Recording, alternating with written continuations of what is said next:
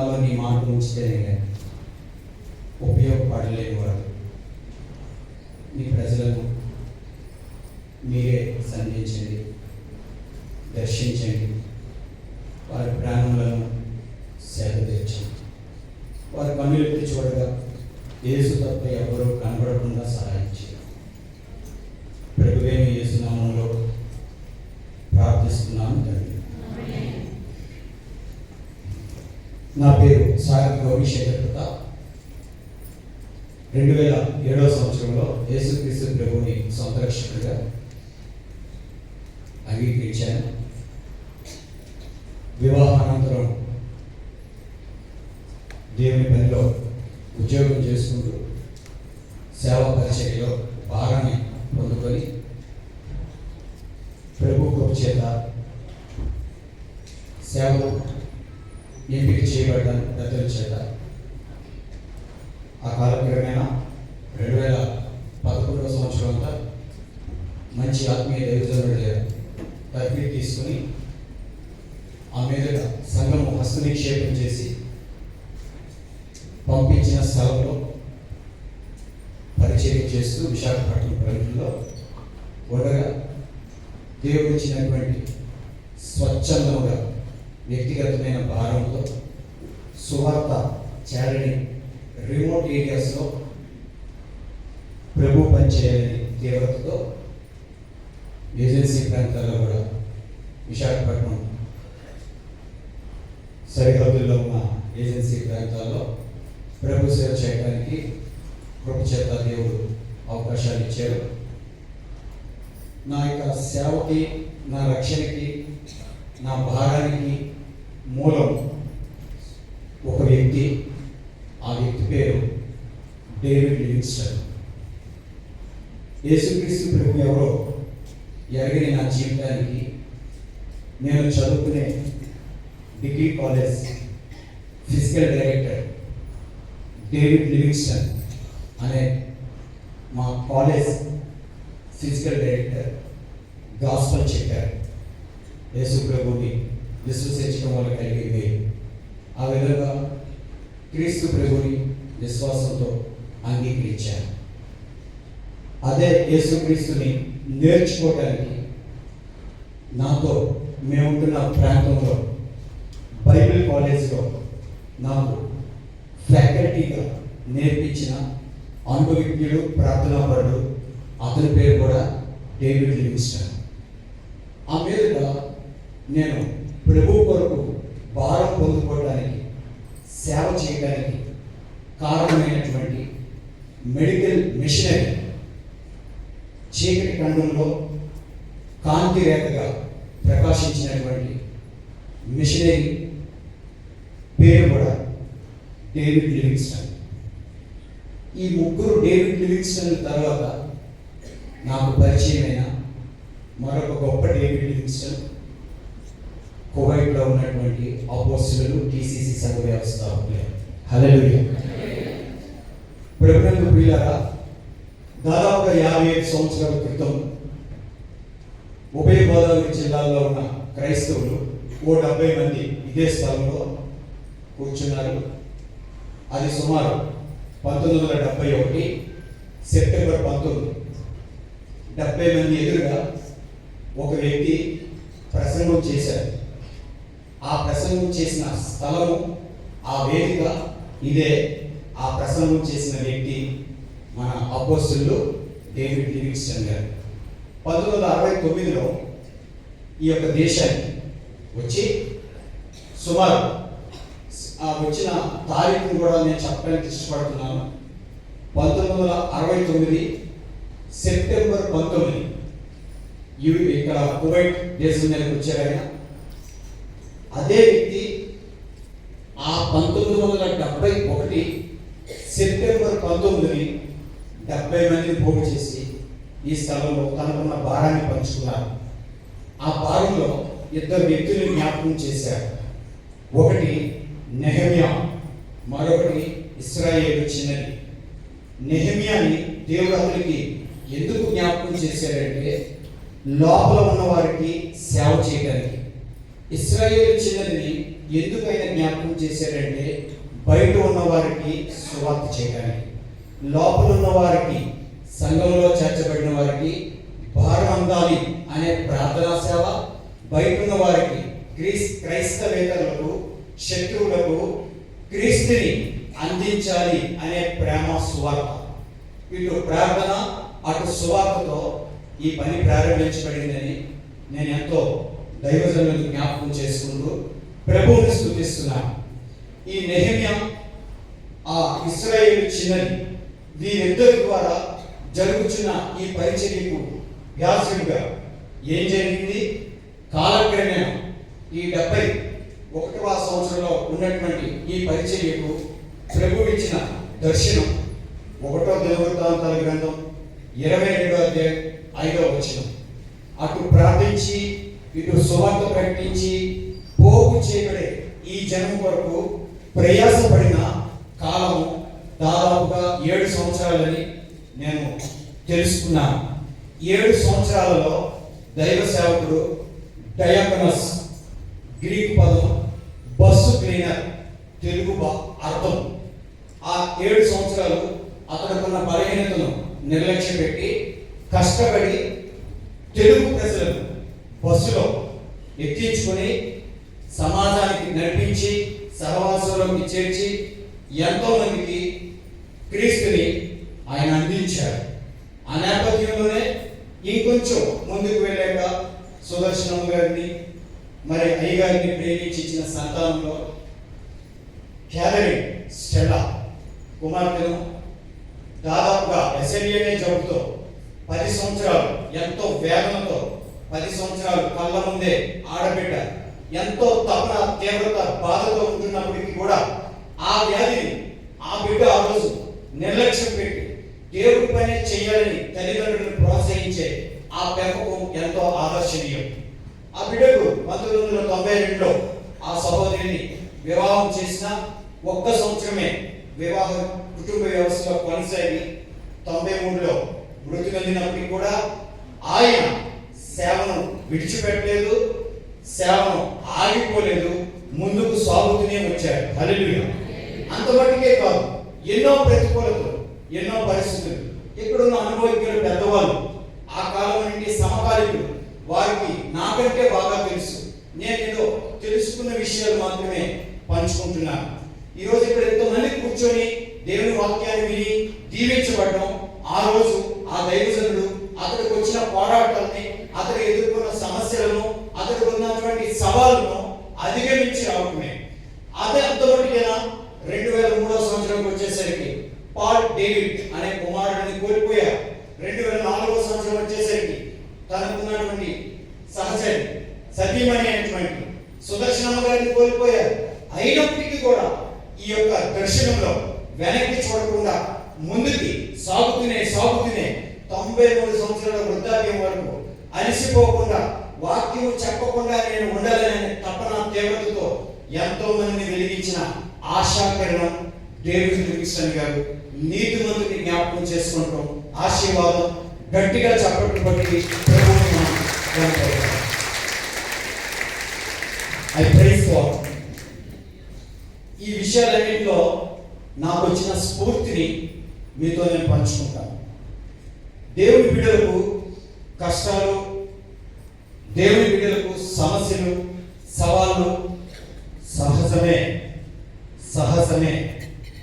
యేసుక్రీస్తు ప్రభు దగ్గరికి వచ్చాక పోతాయి అనుకోవడం కంటే పోకుండా పర్లేదు అనే నిశ్చయం రావడమే రక్షణ. ఒక వ్యక్తి రక్షించబడ్డాడంటే పోరాటం ప్రారంభమే. రక్షణ పొందిన వారికి పోరాటాలు ఉంటాయి. రక్షణ పొందకపోతే, ఆ పోరాటమే లేకపోతే నీ రక్షణ, నా రక్షణ సందేహించాల్సిందే. దైవజనుడిని నేను మొట్టమొదటిసారిగా దుబాయ్లో కలుసుకున్నాను.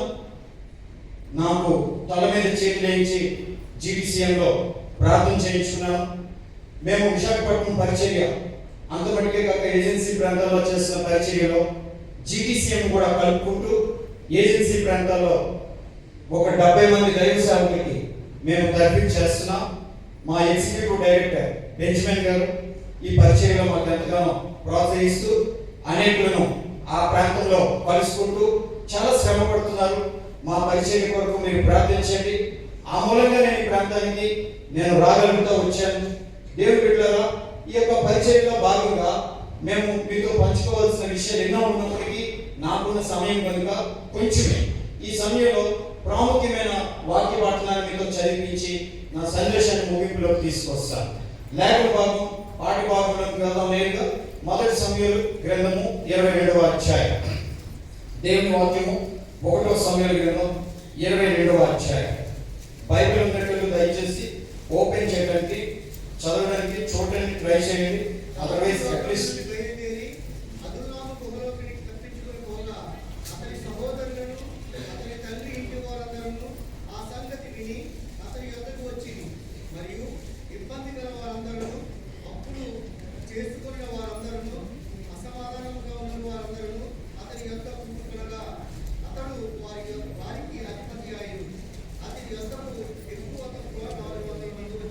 ఈ పాటని నేను పిక్ చేయడానికి రీజన్ ఏంటంటే, బ్రదర్, దేవుడు మీకు మంచి ప్లాట్ఫామ్, దేవుడి సేవకులు మీ కొరకు విని ప్రార్థించి ఇవ్వడం జరిగింది. దాదాపుగా 400 మంది వస్తారు అని ఒక వ్యక్తి నాతో చెప్పారు. 400 మంది అనగానే నాకు బైబిల్లో గుర్తొచ్చిన పోర్షన్ 400 మంది ఎవరు అని అంటే, 3 వర్గాల ప్రజలు ఉన్నారు. ఎవరి ప్రజలు అంటే ఇబ్బందులు ఉన్నవారు, ఎవరి ప్రజలు అంటే అప్పులు ఉన్నవారు, ఎవరి ప్రజలు అంటే అసమాధానంగా ఉన్నవారు, డిస్ట్రెస్, డెప్ట్, డిస్కంటెంటెడ్ పీపుల్, నిరాశతో ఉన్నవాళ్ళు, రుణములు తీర్చుకోలేకున్న వాళ్ళు, గొడవలు అల్లరిలో ఉన్న తోచక జీవించిన వాళ్ళు. చేరొచ్చిన స్థలం పేరు అదులాం. అదులాం అనే పదానికి అర్థము ద రెస్టింగ్ ప్లేస్, విశ్రాంతించే ప్రాంతం, విశ్రాంతి కేంద్రం. ఈ నెట్లో అదులాం అనేది TCCA. ఎందుకంటే 70 మంది వచ్చారు, శాఖోపశాఖలుగా 19 బ్రాంచ్లు అయ్యాయి. హల్లెలూయా.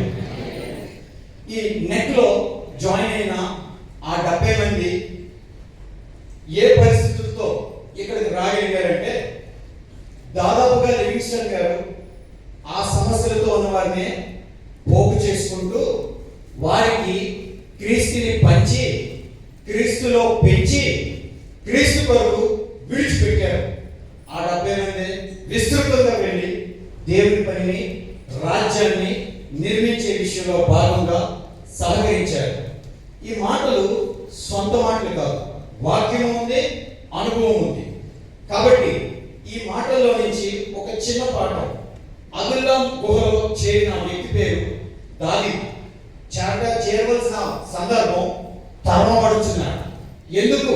నిర్హేతుకంగా, ఏ కారణం లేకుండా మరొక వ్యక్తి అసూయతో ఇతడిని చంపే ప్రయత్నంలో తరుగుతున్నారు. ఒక వ్యక్తి మంచి పని చేసేటప్పుడు ఆ వ్యక్తికి మిత్రుల కంటే శత్రువులు ఎక్కువ అవుతారు. ఒక వ్యక్తికి మంచి పని చేసేటప్పుడు దీవించేవారి కంటే దూషించేవారు ఎక్కువ అవుతారు. అయితే అంత మట్టుకు ఆ సమస్యలు, ఆ పరిస్థితుల మట్టుకు ఆ మంచి పని చేసే వ్యక్తి వెనక్కి చూడక్కర్లేదు, ముందుకే వెళ్ళాలి అనే గొప్ప ఆత్మీయ సత్య సాక్ష్యాన్ని డేవిడ్ లివింగ్స్టన్ గద్దే ఆయన యొక్క జీవిత సాక్ష్యంలో నుంచి మనం చూడొచ్చు. ఎన్నో ప్రతికూల పరిస్థితులు, ఆయన ఇబ్బందులు ఉన్నాయి, ఎన్నో ఆర్థిక సమస్యలు ఆ దినాల్లో ఎదుర్కొంచారు, ఎన్నో అసమాధాన పరిస్థితులు, ఎంతమంది గొడవలు పెట్టుకున్నారు ఆయన. వీటన్నింటినీ కలిగి ఉన్నప్పటికీ ఆయన దగ్గరికి చేరి అనేకులు వచ్చారు. దావీదు జీవితంలో కూడా దాదాపుగా అంతే. అనేకులు అప్పటికే కష్టాల్లో ఉన్న దావీదు దగ్గరికి ఎలా రాగలిగారంటే, దావీదులో ఉన్న దేవుడిని చూచి, దావీదుకు ఉన్నటువంటి ఆకర్షణ వారిని అలా ఆకర్షించుకోగలిగింది. అదుల్లాం గుహలో చేర్చబడిన దావీదు దగ్గరికి చేరి వచ్చిన ఈ 3 ప్రజలు ఒక రకమైన విశ్వాసంతో వచ్చారు. ఒక రకమైన ధైర్యంతో వచ్చాడు, ఒక రకమైన స్ఫూర్తితో వచ్చాడు. ఎలా అంటే దావీదు కూడా ఎన్నో ప్రతికూలతలు నిర్హేతుకంగా మంచి భక్తుడు, దైవజనుడు, కీర్తనాకారుడు, యుద్ధ పోరాట పటిమ కలిగిన వాడు, ఇశ్రాయేలీయులందరి రక్షణ కొరకు ప్రాణాలు తెగించిన వాడు, అంత మంచి భక్తి చేసినటువంటి పోరాట పటిమ కలిగిన ఏ పాపము తప్పు చేయలేని వ్యక్తి సమస్యలలో చిక్కుకున్న దేవుడిలో ఆనందించాడని, ఇటువంటి వాడితో ఉంటే మనము అలా మార్చబడగలుగుతామని ఆ రోజు అదుల్లాం గుహలోనికి వారు వచ్చారు. అదుల్లాం గుహలోనికి వచ్చిన వారికి దావీదు ఆశ్రయమయ్యాడు. అదుల్లాం గుహలోనికి వచ్చిన వారికి దావీదు ఆదరించాడు. అదుల్లాం గుహలోకి వచ్చిన వారిని దావీదు ఆశీర్వదించాడు. ఆశ్రయం ఇచ్చాడు, ఆదరించాడు, ఆశీర్వదించాడు. ఎలా ఆశీర్వదించాడు? వచ్చిన వారందరూ చాలా సమస్యల్లో ఉండేవాళ్ళే, వచ్చిన వాళ్ళందరూ ఇబ్బందుల్లో ఉండేటోళ్ళే, వచ్చిన వాళ్ళందరూ గలిబిడితో ఉండేటోళ్ళే. వీరిని ఎలా ఆశీర్వదించాడంటే ఆయన తనతో ఉన్న దేవుణ్ణి వారికి పరిచయం చేసి ఆశీర్వదించాడు. హల్లెలూయా. ఈ 400 మందిలో తన దగ్గరికి వచ్చిన ఆ యొక్క సైన్యం, ఆ చిన్న మందని ఆయన ఎలా దీవించి ఆశీర్వదించాడంటే, ఎంత ప్రయోజనకరంగా చేశాడంటే దేవుని వాక్యంలో కొన్ని విషయాలు మీకు చూపిస్తాను. బైబిల్ గ్రంథంలో నుంచి దావీదు అదుల్లాము గుహలోనికి అప్పటికే కష్టాల్లో వచ్చిన వారిని చేర్చుకొని వారిని దీవించి ప్రపంచానికి ఎలా చూపించాడు. 1వ దినవృత్తాంతాల గ్రంథం 11వ అధ్యాయం లేఖన భాగంలో నుంచి 1వ దినవృత్తాంతాల గ్రంథం book of first Chronicle chapter 11 and verse 5 5వ వచనం. దేవుని యొక్క వాక్యం చాలా శ్రద్ధగా మనం ధ్యానం చేద్దామంటే 15వ వచనం. 1వ దినవృత్తాంతాలు 11:15.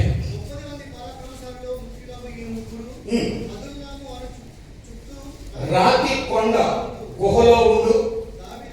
అదుల్లాం అనేది ఒక గుహ. అదుల్లాం అనేది ఒక రాతి కొండ గుహ. అది చాలా చల్లని ప్రాంతం. దావీదు తన యొక్క యాత్రలో ఒకే ఒక పొరపాటు చేసి పారిపోయే పరిస్థితికి వచ్చాడు. ఆ పారిపోయినప్పుడు పొరపాటు చేసిన పరిస్థితి ఏంటంటే, శత్రువుల ఫిలిస్తీన్ల దేశంలోనికి సౌలు చేత తరలబడి ఆ వెళ్ళకూడని స్థలానికి వెళ్ళాడు. అప్పటికి గాతు అనే ప్రాంతంలో ఆ యొక్క చక్రవర్తి ఆకీష్, అక్కడ ఉన్న ఆ ఫిలిస్తీన్లు దావీదుని పోల్చుతారు. ఈ వ్యక్తి సౌలుని చంపి 10,000 మంది కంటే యోగ్యుడని పొగడబడిన వాడే కదా, ఇతరు ఇక్కడికి ఎందుకు వచ్చాడు అని ఆకీష్కి కంప్లైంట్ చేసి రిప్రజెంట్ చేస్తే, దావీదుకి ఆ విషయం తెలిసి ఒక పిచ్చివాని వలె నటించి ఆకీష్ చేతుల్లో నుండి తప్పించుకొని, అటు సౌలు చేతుల్లో నుండి తప్పించుకొని పారిపోయి దాక్కున్న ఆ చోటు రాతి బండైనటువంటి అదుల్లాం. ఈ అదుల్లాంలో ప్రాణభీతితో తప్పించుకోవాలని వెళ్ళిన దావీదు వాగ్దాన విశ్వాసంతోనే వెళ్ళాడు. ఎందుకంటే సమూయేలు 16వ అధ్యాయంలో అభిషేకించాడు, 17వ అధ్యాయంలో గొలియాతును చంపాడు, 18వ అధ్యాయంలో యోనాతాను స్నేహం చేశాడు, 19వ అధ్యాయంలో సౌలు ఈటి సిరితే తప్పించుకున్నాడు, 20వ అధ్యాయంలో యోనాతాను నిబంధన చేశాడు, 21వ అధ్యాయంలో ఆ యొక్క సౌలు విషయమే భయపడి ఆకీష్ రాజు దగ్గరికి వెళ్ళాడు. మరలా యూటర్న్ తీసుకొని అదుల్లాం అనే క్రీస్తు కేంద్రంగా ఉన్న స్థలానికి వచ్చాడు. ఇక్కడ ఈ అదుల్లాం అనేది నేను ఎందుకు ఫోకస్ చేస్తానంటే, ఆ కాలపు అదుల్లాం ఈ ప్రస్తుత నూతన నిబంధన కాలాన సంఘానికి సాదృశ్యం. అదుల్లాం అంటే క్రీస్తు యేసు రక్తంతో విమోచింపబడి కట్టబడిన సంఘం. సంఘం అనే దానిలోనికి చేర్చబడిన వర్గాలు. ఎవరు ఇబ్బందులు, ఎవరు అప్పులు, ఎవరు అసమాధానం అని అంటే పాపంలో జీవించిన వారే. పాపం మనలను బాటిలోకి తీసుకెళ్ళి, పాపం మనకి కలిపిలి కలిగించింది, పాపం మనలను ఇబ్బందుల్లో పడేసింది. అందుకోసమే అదుల్లాం అవసరం, సంఘం అవసరం. రోమపత్రిక 5వ అధ్యాయంలో పౌలు అపోస్తలుడు అంటాడు, మనము పాపులమై ఉండగా, మనము భక్తిహీనులమై ఉండగా, మనము శత్రువులమై ఉండగా మన వరకు అదుల్లాము గుహలో దావీదుకు వేరు చిగురు, దావీదుకే అధిపతి అయినటువంటి క్రీస్తు యేసు మనల్ని స్వీకరించి రక్షించాడు. హల్లెలూయా. దావీదు ఆ అదుల్లాము గుహలో వచ్చే వారిని ఎలా ఆటంకపరచలేదో, క్రీస్తు కూడా సిలువలో తన రెండు చేతులు చాచి ప్రయాసపడి భారం మోయించిన సమస్త జనులారా నా యొద్దకు రండి, నేను మీకు విశ్రాంతి ఇవ్వగలను. నేనే మీ విశ్రాంతి, నా మూలనే నీకు విశ్రాంతి. నువ్వు అలసిపోయావు, నువ్వు ఇబ్బందిలో ఉన్నావు, నువ్వు చాలా కృంగిపోతున్నావు, నువ్వు ఏం చేయాలో తెలియట్లేదు, నీకు సమాధానం లేదు, నీకు అన్ని ప్రతికూలతలే, నిర్హేతుకంగా కష్టపడుతున్నావు, సమస్యలు భరిస్తున్నావు, తాలుకోలేకపోతున్నావు, చెప్పుకోలేకపోతున్నావు. అందుకోసమే యేసు నీ కొరకు ఒక అదుల్లాముని సిద్ధపరిచాడు. అదుల్లాములోనికి ఆహ్వానితులందరూ బాధల్లో ఉండి వచ్చిన వాళ్ళే, బయటికి వెళ్ళినప్పటికీ బలవంతులుగా వెళ్ళిన వాళ్ళు. దేవునికి స్తోత్రం. ఆ లోపలికి వచ్చిన తర్వాత క్రీస్తు ప్రభు వారిని ఎలా, దావీదు రాజు ఆ యొక్క అప్పటికే రాజు కానీ ఆ యవనస్తుడు ఎలా మార్చాడు అనేది చాలా వింతైన విషయం. దినవృత్తాంతాల మొదటి గ్రంథం 12వ అధ్యాయం 8వ వచనంలో ఈ మాట మీకు చూపించి ముందుకు తీసుకెళ్తున్నాను. మొదటి దినవృత్తాంతాలు, ఫస్ట్ క్రానికల్స్ చాప్టర్ 12:8. చూడండి, అక్కడ వారెవరక పరాక్రమశాలులు. దావీదు దగ్గరికి వచ్చిన వాళ్ళు ఏమయ్యారండి? ఇబ్బందులు, అసమాధానం, అప్పులు, అసమాధానంతో బిక్కుమని బతికిన పిరికి వారిని దావీదు పరాక్రమశాలులుగా మార్చాడు. పరాక్రమశాలులు అయ్యారు. ఆ పరాక్రమశాలులు ఎటువంటి వారుగా ఉన్నారంటే, వీరు డాలును ఈటెను వాడుక చేయగల యుద్ధ ప్రవీణులుగా మార్చాడు. అంత మట్టికే కాదు, వారు సింహ ముఖముల వంటి ముఖము గలవారు, కొండలలో ఉండే జింకలంతా పాద వేగము గలవారు. వారి చేతులు, వారి కాళ్ళు, వారి గుండె, వారి దేహము దావీదు వరకు, దావీదు ఇచ్చిన ఓదార్పును బట్టి, దావీదు ఇచ్చిన స్ఫూర్తిని బట్టి, దావీదు చూపిన ఆదరణను బట్టి, దావీదు ఇచ్చిన ఆ యొక్క ప్రోత్సాహాన్ని బట్టి వారికి వారుగానే సమర్పించుకునే వారుగా సిద్ధపడ్డారు. ఇక్కడికి వచ్చిన వాళ్ళం కూడా సమస్యలో ఉండేటోళ్ళని, వచ్చి సమస్యలతో వచ్చి బయటికి వెళ్ళేటప్పుడు మనం ఎలా వెళ్తున్నాం? సమస్యతో వచ్చి సమస్యలోంచే బయటికి వెళ్తున్నామా? సమస్యను కిందేసి తొక్కి బయటికి వెళ్ళగలుగుతున్నామా? ఈ ప్రశ్నని ముందుకు తీసుకురావాలని ఇష్టపడుతున్నాను. సమస్యలు నువ్వు భక్తి చేస్తేనే ఉంటాయి. యోబు భక్తిపరుడు, అందుకే సమస్యలు వచ్చాయి. పౌలు భక్తిపరుడు, అందుకే సమస్యలు వచ్చాయి. క్రీస్తు భక్తిపరుడు, అందుకే సమస్యలు వచ్చాయి. ఒకవేళ నీకే సమస్యలని, నాకే సమస్యలని మనం ఏదో వికారంగా ఉండి ఏదో విసిగిపోతూ ఉంటే మన జీవితము క్రీస్తుకి ఎంత మాత్రమో రూపాంతరమైనట్లుగా కనిపించకపోవచ్చు. ప్రియమైన దేవుని జనమ, దేవుని సంగమా, నిన్ను నన్ను ప్రేమించి మన వరకు ప్రాణం ఇచ్చిన క్రీస్తు దావీదు కంటే గొప్పవాడు.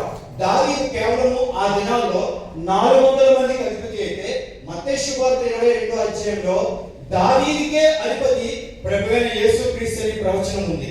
కనుక దావీదు కేవలము కొద్ది మందికే ఆ సమయంలో ఆ సందర్భంలో సహాయం చేస్తే, క్రీస్తు నీ కొరకు నా కొరకు చిరకాలము ఆయన వచ్చేంత వరకు, ఈ లోకమును ముగించేంత వరకు, లేదా ఆయన రాకడలో మరలా వచ్చేంత వరకు అనుదినము అనుక్షణము సహాయం అందించేవాడే. పిల్లరా, మరి కష్టాలు అనే విషయంకి వచ్చేసరికి, మనం సాక్ష్యం చెప్పేసరికి, ఒక చిన్న ఏడు పెట్టేసరికి ఎదుటి వాళ్ళు అప్పుడే పట్టుకొచ్చిన వాళ్ళు ఎవరైనా ఉన్నారనుకోండి, వాళ్ళు ఏమవుతారంటే, మేము చెప్తాం నువ్వు ఏడాలనుకుంటే ముందు ఇంట్లోనే ఏడ్చేసి బాగా వచ్చి పుల్పిట్ ఎక్కవంటే ధైర్యంగా మాట్లాడు.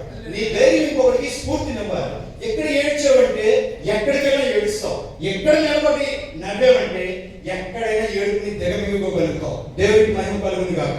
కష్టాలు అందరికీ ఉన్నాయి. మా సేవా పరిచర్య ఏజెన్సీలో చాలా తీవ్రమైన పరిచర్య, చాలా కఠినమైన పరిచర్య.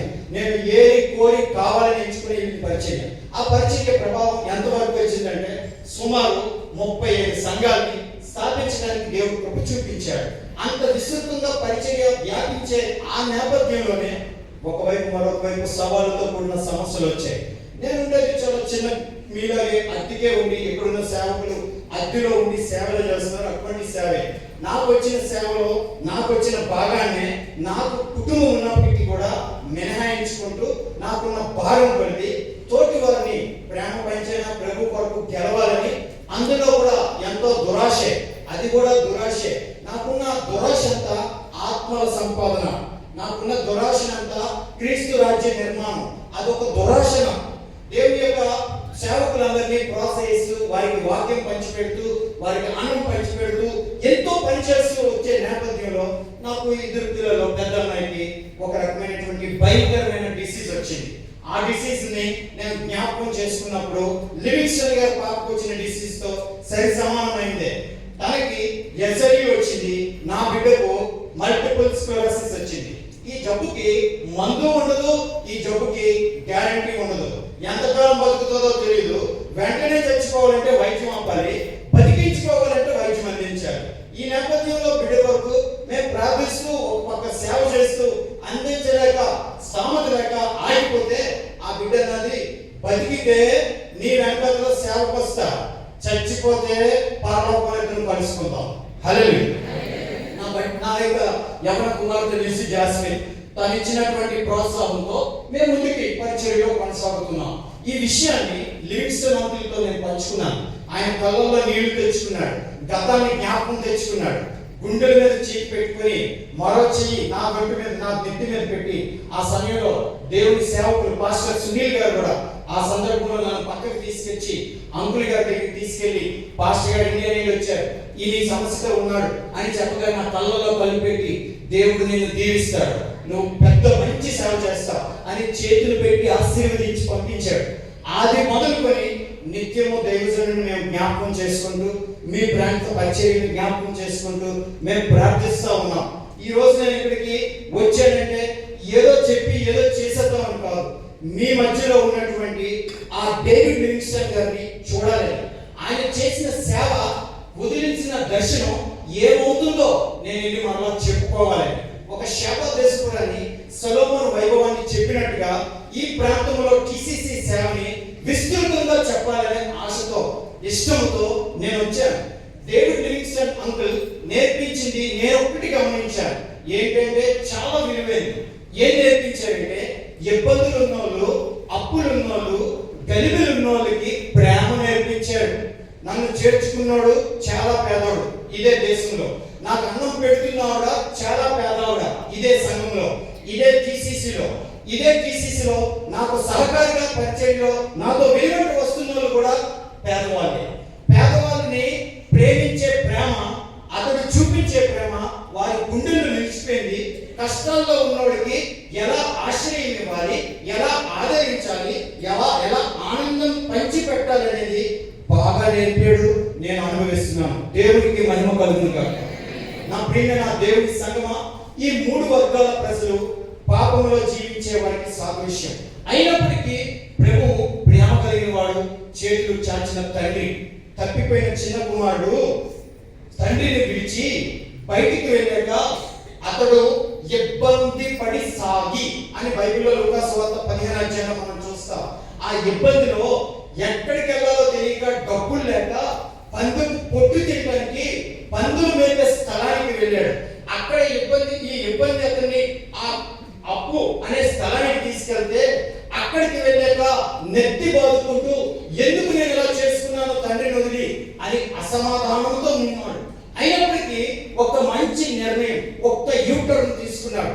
ఇప్పుడు నేను తండ్రి ఇంటికి వెళ్ళాలి, ఆ తండ్రి ఇల్లు అదుల్లా. ఇప్పుడు నేను తండ్రి యొద్దకు వెళ్ళాలి, ఆ తండ్రి ఉన్న చోటు అదుల్లా. ఇప్పుడు నేను అని చెప్పి ఒప్పుకోవాలంటూ వెనక్కి తిరిగి వచ్చాడేమో. తండ్రి ఒప్పుకోనివ్వలేదు. తండ్రి నేను ఇలా చేశాను అని చెప్పుదామనే తీర్మానమే తండ్రికి అర్థమైంది. ఆ స్పర్శ తండ్రికి తాకింది. వాడిని ఏమి అనొద్దు అని చేర్చుకునే ప్రేమ ఉంది, స్వీకరించే మనసు ఉంది. అంతమట్టికే కాదు, ఎంతమంది దగ్గర నా కుమారుడు అవమానం అవ్వకూడదని వాళ్ళందరి దగ్గర అధికారం ఇచ్చి తలపైకి పెట్టాడు. చేతికి ఉంగరం, కాళ్ళకు చెప్పులు, రాజవస్త్రం, రాజభోజనం, మరలా విందు, మరలా సంగీతం, ఇంట్లో సందడి. అతడు ఎంతో వినోదం చేయడానికి బయటికి వెళ్ళి ఎంతో విచారంతో ఉంటూ ఎంతో తిరిగి వస్తే విచారంతో మరలా అతని జీవితం విస్మయం కలిగేలాగా చేసిన ప్రభు యేసుక్రీస్తు. హల్లెలూయా. ఈ అదుల్లాం గుహలోకి వచ్చిన ఈ 3 వర్గాల ప్రజల్ని కూడా దావీదు అలాగే ఆశీర్వదించి ఉన్నతమైన హోదాలో పెట్టాడు. వారిని ఎలాంటి హోదాలో పెట్టాడో చూపించి ముగిస్తా. మీకా గ్రంథం 1వ అధ్యాయం 15వ వచనం. అదుల్లాం గుహలో చేర్చబడిన దావీదు సైన్యము ఏమయ్యారని ప్రవచనంలో రాసించారంటే మీకా గ్రంథం 1వ అధ్యాయం 15వ వచనం. చూడండి, మీకా అనే పుస్తకం పాత నిబంధనలో ఉంటుంది, కొత్త వాళ్ళకి చెప్తున్నాను.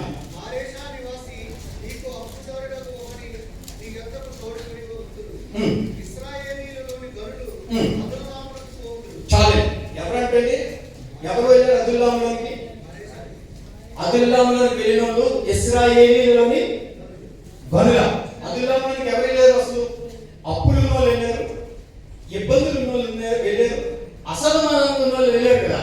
కష్టాల్లో ఉన్న వాళ్ళు వెళ్ళినప్పుడు అదుల్లాంలో ఉన్న దావీదుతో సహవాసం చేయడం వల్ల వాళ్ళు ఏమైపోయారో తెలుసా? గనులు అయిపోయారు. గనులంటే ఎవరండి? గనులంటే ఎవరు? 32వ అధ్యాయం యెషయా గ్రంథం 8వ వచనం. యెషయా గ్రంథం ఐజాయా 32 చాప్టర్ 32 అండ్ వర్స్ 8. యెషయా గ్రంథం 32వ అధ్యాయం 8వ వచనం. గనులు అంటే ఎవరు తెలుసా? గనులు అంటే ఎవరట? ఘన కార్యములు కల్పించేవా. వారు ఘన కార్యములను బట్టి నిలిచేవా. హల్లెలూయా. ఎటువంటి వారు వెళ్ళారు అదుల్లాం గుహలోకి? లోపల ఎంటర్ అయినప్పుడు వారి పరిస్థితి ఏంటి? అయ్యగారు అయితే ఇబ్బంది లేదు, తినడానికి లేదండి, అత్తమ్మ లేదండి, ఉద్యోగం లేదు, బాబోయ్ మా పరిస్థితి అర్థం అవ్వట్లేదండి. ఒక బ్యాచ్. అయ్యగారు కలిసి వచ్చానండి, అప్పు చేసుకుని వచ్చానండి, అప్పు అయిపోయింది, ఇల్లు అప్పులో ఉండిపోయిందండి, పిల్లలకి ఎవరికి అప్పు చేసామండి, ఇప్పుడు ఏం చేయలేదు తెలియట్లేదు అని ఒక బ్రదర్ ఫోన్ చేశారు. బ్రదర్ మీ కష్టం అంటే చాలా బాధ అనిపించింది. నేను అతనితో చెప్పలేదు, ఎవరు చెప్పారు, నేను చెప్పమని కూడా చెప్పలేదు. నేను చెప్తే మీకు ఏదో చేయాలనుకుంటున్నాను బ్రదర్, ఒక అమ్మాయిని అమెరికా పంపించాను బ్రదర్, అబ్బాయిని వచ్చి ఇంకెక్కడికి పంపించారు, సరిగ్గా వెళ్ళలేదు, నేను వాక్యాన్ని ఉన్నాను, నాకు ఏదో చెప్పారు. మరి నేను ఏదో చదవుతున్నాను కానీ వాళ్ళ కోసం ఇయ్యం ఎక్కువైపోయింది బ్రదర్, నేనేం చేయలేకపోతున్నాను. ప్రార్థన చేస్తే సరే ఏం చేయాలి? ప్రార్థన ప్రతి పరిస్థితుల్నే మార్చేస్తాను. ఈ స్థలంలోకి నేను ఇక్కడ నిలబడ్డానికి కారణం నాదేమీ లేదు. మీ అందరికంటే వెర్రుండి చదువు లేదు, మీరందరూ బాగా చదవరు, మీ అందరికంటే జ్ఞానహీనుండి మీరందరూ జ్ఞానం ఉంటారు, మీ అందరికంటే భేదోడు మీరందరూ డబ్బు ఉన్నారు, మీ అందరికీ అన్నీ ఉన్నాయి, నాకేమీ లేవు. కానీ ఇక్కడ తీసుకొచ్చింది ఎవరంటే పైన ఉన్నారు. హల్లెలూయా. ఇక్కడ నేను నిలబడతానని ఎప్పుడూ ఆశించలేదు, అడగలేదు, చెప్పలేదు, దేవుడు పంపించాడు. సెకండ్ ట్రిప్ కువైట్ వచ్చే సెకండ్ ట్రిప్ లో ఎయిర్పోర్ట్ బయట ఉండేటప్పుడు ఎవరు వస్తారో నాకు తెలియదు. బై ఫెయిత్ ఎయిర్పోర్ట్ బయట ఉన్నాను. పాస్టర్ గారు ఏంటి మీరు ప్రైజ్ గారు సార్ మీకు వచ్చారంటే ఒక బ్రదర్ ఒక యవనస్తుడు వచ్చాడు, బైక్లో ఎక్కించుకున్నాడు, తీసుకొచ్చి ఎక్కడికి తీసుకెళ్తారో తెలియదు, మౌనంగా ఉన్నాను. ఆయన ఎవరో ఏంటి పరిచయం కూడా చేసుకోలేదు, మౌనంగా ఉన్నాను. తీసుకెళ్ళి ఫాదర్ తీసుకొచ్చారు, ఒక ఫ్లాట్ లో పెట్టారు, ఆ ఇంట్లో కూర్చున్నాను. ఆ ఇంట్లో కూర్చున్న తర్వాత బ్రదర్ మీరు ఇక్కడ రెస్ట్ తీసుకోండి, మీకు నేను మా ఇంటికి వెళ్ళి అన్నం తీసుకొస్తాను అన్నాడు. సరే అన్నాను. అలా కూర్చున్నాను. కూర్చున్న తర్వాత బ్రదర్ వచ్చాడు అన్నం తిందాం అనే టైంకి ఇంకో ఇద్దరు ఎవరు వచ్చారు. వచ్చిన తర్వాత ఈ బెడ్రూమ్ వచ్చి ఇది బెడ్రూమ్, ఇదొక బెడ్రూమ్, ఇదొక హాల్, ఇవన్నీ చూపిస్తున్నారు. ఈ ఇంట్లో వాళ్ళు ఏమంటే లేదు సార్, ఈ ఇంట్లో వాళ్ళు ఇంటికి వెళ్ళారు, మిమ్మల్ని ఇక్కడ ఉంచమన్నారు, అందుకే నేను ఇక్కడ వచ్చాను. మరి వీళ్ళు అంటే వాళ్ళు ఇంటికి వెళ్ళారని ఇది రెంట్కి ఇచ్చారంటే రెంట్ కోసం వచ్చారండి. ఓకే, అయితే ఇప్పుడు నేను ఏం చేయాలి? మరి చూద్దాం సార్ మీకోసం. ఇప్పుడు మధ్యాహ్నం ఇక్కడ వరకు ఉన్నాను, ఇప్పుడు నేను ఎక్కడికి వెళ్ళాలి? బై ఫెయిత్ నిలబడ్డాను. నా బ్యాగేజ్ పట్టుకొని ట్రాలీ పట్టుకొని వెళ్ళి వచ్చాను. ఎందులో ఒక యవనస్తుడు ఫాహెల్ చర్చ్లో మన టీసీసీ యవనస్తుడే. అంతకు ముందు వచ్చినప్పుడు నేను వాకింగ్ చెప్పానని చెప్పి అబ్బాయి నన్ను కొంచెం సత్కరించి సన్మానించాడు. ఆ సహోదరుడికి తెలిసి పాస్టర్ గారు మీరు మా ఇంటికి వచ్చేయండి అని చెప్పి ఆయన వచ్చి పట్టుకుని వెళ్ళి అక్కడికి వెళ్ళిన తర్వాత వాళ్ళందరూ డ్యూటీకి వెళ్తారు, నేను ఒక్కడే ఇంట్లో ఉంటాను. ఇప్పుడు పరిచయం ఏంటి నాకు తెలియదు, పరిచయం కూడా తెలియదు, ఏం చదివారు. నేను జీటీసీఎం నుండి వచ్చాను, దేవుడు ఇస్తే మాట్లాడతాను, దేవుడు ఇవ్వకపోతే మౌనంగా ఉంటాను. ఆ నేపథ్యంలోనే 4 రోజులు పరిచయం పట్టు విశ్వాసంతో ఉపవాసం నుండి ప్రార్థన చేశాను. ఉపవాస ప్రార్థన పరలోకమందున దేవుడు చూశాడు, ఆశీర్వదించాడు. నా ఎదుట పెట్టింది ఏది నేను తీసుకోకుండా ప్రభుతో గడిపాను. ప్రభు మార్గాలు తెచ్చాడు. ఆ విధంగా మీ మధ్యలో రాగలిగాను. ఇలాంటి బలహీనుడిని సేవకుల మధ్యలో వాక్యం చెప్పడానికి వాడుకున్నాడు. ఇలాంటి బలహీనుడిని ఎంత గనులైన అదుల్లాం గుహలో గనులాంటి మీతో మధ్యలో వాక్యం పంచుకునే కృపించాడు దేవుడు. సకల మహిమ దేవునికే కలుగును గాక. చివరికి మాట చెప్పి నేను ముగిస్తాను. గనులు మనము లోపలికి వచ్చినప్పుడు గణహీనులమే, కానీ క్రీస్తు చెంతకు వచ్చి బయటికి వెళ్ళేటప్పుడు గనులం అవ్వాలి. గనులం అయ్యేటప్పుడు ఘనమైన కార్యాలు చేయాలి.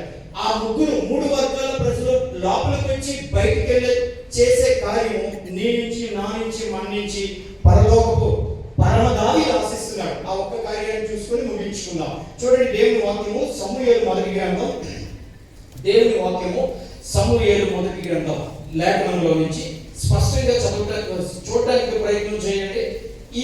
ఈ విషయంలో ఒక తీర్మానం చేసుకుంటేనే కానీ మనం ఏమి చేయాలి. చూడండి, దేవుని వాక్యము మొదటి సమూయేలు గ్రంథం 22వ అధ్యాయం 2వ వచనం. మళ్ళా స్ట్రెస్ పెడుతున్నాను నేను. మళ్ళా మరియు ఇబ్బందులు ఉన్నవారు, రెండోది అప్పులు ఉన్నవారు, మూడోది అసమాధానంగా ఉన్నవారు అతని యొద్దకు కూడి రాగా అతడు వారికి వీళ్ళు ఎక్కడ ఉండేటోళ్ళు వీళ్ళంటే ఇశ్రాయేలీని ఏలుచున్న చక్రవర్తి అయిన సౌలు దగ్గర ఉండేటోళ్ళు. రాజైన సౌలు దగ్గర ఉండి ఆ రాజ్యంలో ప్రజలు పడుతున్న అవస్థలు. సౌలు అనే వ్యక్తి సాతానుడికి సాదృశ్యం. సౌలు అనే వ్యక్తి పాపానికి సాదృశ్యం. సౌలు పాపము దగ్గర ఉన్న, సాతాను హస్తాల్లో ఉన్న మనకి కలిగేవి సమస్యలే, శ్రమలే. ఇప్పుడు కలిగి ఉన్న శ్రమల నుంచి బయటికి రావాలంటే సరి అయిన స్థలము కావాలి, సరి అయిన వ్యక్తి కావాలి. దాన్నే సంఘము, సేవకుడు అంటారు. కాబట్టి దేవుని బిడ్డలారా, మీరు ఎటువంటి సమస్యల్లో ఉన్నా మీరు జీవము కలిగిన దేవుని సంఘంలో ఒక నమూనా, ఒక దర్శనం, ఒక భారం, ఒక వేదన, ఒక సువార్త, ఒక ప్రేమ, ఒక సహవాసం ఉన్న సంఘంలోనికి మీరు రాగలిగితే దేవుడు మిమ్మల్ని మార్చే పద్ధతే వేరు. ఇక్కడికి వచ్చి ఎంతో మంది పేదవారుగా వచ్చి ధనవంతులు అయ్యారు. ఇక్కడికి వచ్చి ఎంతో మంది ఉద్యోగాలు లేకొచ్చి ఉన్నత ఉద్యోగాలు పొందుకున్న వాళ్ళు ఉన్నారు. అంటే అక్కడ ఉన్న జీవం అలాంటిది, అక్కడ ఉన్న ప్రార్థన అలాంటిది. దేవుడికి మహిమ కలుగును గాక. ఈ ప్రజలు ఎక్కువ తక్కువ 400 మంది.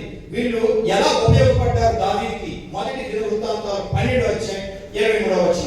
వీళ్ళందరూ దావీదుకి ఎలా ఉపయోగపడ్డారో నీ జీవితం, నా జీవితం, మనందరం అదే దృక్పథంతో గనులము అంటూ ఘనకార్యాలు చేయడానికే దేవుడు మమ్మల్ని తీసుకొచ్చాడంటూ ఈ దృక్పథంతో ఈ యొక్క దుబాయ్లో, ఈ యొక్క కువైట్ దేశంలో మనం ప్రభు రాకడ పర్యంతం బ్రతకాలి.